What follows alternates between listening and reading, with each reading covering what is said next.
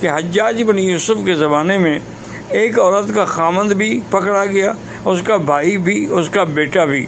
یہ تینوں پکڑے گئے، اور وہ بیچاری روتی ہوئی فریاد لے کے حجاج کے پاس آئی۔ حجاج تو آپ جانتے ہیں کہ ظالم هذه الامہ، وہ اس امت کا بڑا مشہور آدمی تھا ظلم کرنے میں۔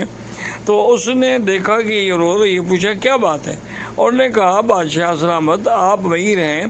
آپ نے میرے تینوں آدمی پکڑ لیے، بھائی کو بھی پکڑ لیا، میرے بیٹے کو بھی پکڑ لیا، میرے شوہر کو بھی پکڑ لیا، تو اب میں کس کے سہارے زندہ رہوں؟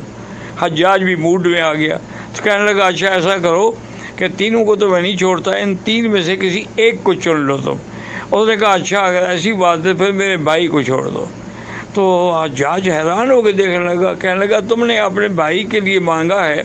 نہ بیٹے کے لیے سفارش مانگی ہے اور نہ خاوند کے لیے، اس کی کیا وجہ ہے؟ اور اس نے کہا حجاج